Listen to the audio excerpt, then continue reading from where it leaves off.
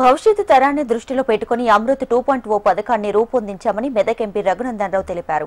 మెదక్ జిల్లాలో త్రాగునీటి సమస్యను పరిష్కరించడం కోసం అమృత్ 2.0 పథకాన్ని ప్రారంభించినట్లు ఆయన తెలిపారు. దీనికోసం కేంద్ర ప్రభుత్వం 30 కోట్ల నిధులు విడుదల చేసింది. ఈ పథకం నిర్మాణ పనులకు మెదక్ ఎంపీ రఘునందన్ రావు శంకుస్థాపన చేశారు. అమృత్ 2.0 పథకం ద్వారా జిల్లాలోని వివిధ వార్డులలో వాటర్ ట్యాంకులను ఏర్పాటు చేయడం జరుగుతుందని ఆయన తెలిపారు.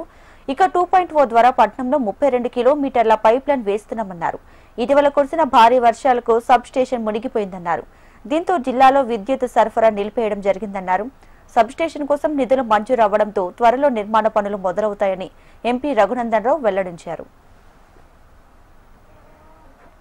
ఔరంగాబాద్, దాయరా, అవసరపల్లి, నవాపేట, మెదక్ కలెక్టరేట్ ఎదురుగా ఉన్నటువంటి కాలనీలకు సంబంధించి భారత ప్రభుత్వం నరేంద్ర మోడీ గారి నాయకత్వం లోపల అమృత్ పథకం కింద 30 కోట్ల రూపాయలతోటి ఒక 5 వాటర్ ట్యాంకులు, సుమారు 32 కిలోమీటర్ల నెట్వర్క్ తోటి పైప్ లైన్లు మరియు ఒక సబ్ స్టేషన్ నిర్మాణం కోసం అని చెప్పి ఈరోజు శంకుస్థాపన కార్యక్రమం చేపట్టడం జరిగింది.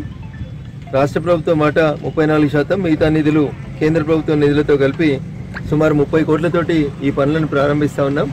సాధ్యమైనంత తొందరగా ఈ 5 ట్యాంకుల నిర్మాణాన్ని పూర్తి చేసి ఈ ప్రాంతం లోపల ఇంటింటికి నల్ల నీటి కనెక్షన్ లేనటువంటి వారికి సుమారు 4,000 మందికి కొత్త కనెక్షన్లతో పాటు ఎగ్జిస్టెన్స్ ఉన్నటువంటి వాళ్ళందరికీ నీటి సరఫరాలో ఎట్లాంటి అంతరాయం లేకుండా చూడాలనేటువంటి ఒక మంచి లక్ష్యంతో భారత ప్రభుత్వం నరేంద్ర మోడీ గారి నాయకత్వంలో అమృత్ 2 పథకం కింద వీటిని మంజూరు చేసినందుకు భారత ప్రభుత్వానికి ప్రత్యేకంగా కృతజ్ఞతలు తెలియజేస్తూ మెదక్ పట్టణంలో ఎక్కడైనా మంచినీటి కొరత ఉంటే ఆ కొరతను కూడా త్వరలోనే తీరుస్తామని కాంట్రాక్టర్ గారు సుమారు 6 నెలల్లో ఈ కార్యక్రమాలు మొత్తం పూర్తి చేసి ప్రజలకి ట్యాంకులన్నీ అందుబాటులోకి తెస్తామని చెప్పినందుకు వారికి కూడా అభినందనలు తెలియజేస్తూ సెలవు తీసుకుంటా ఉన్నారు.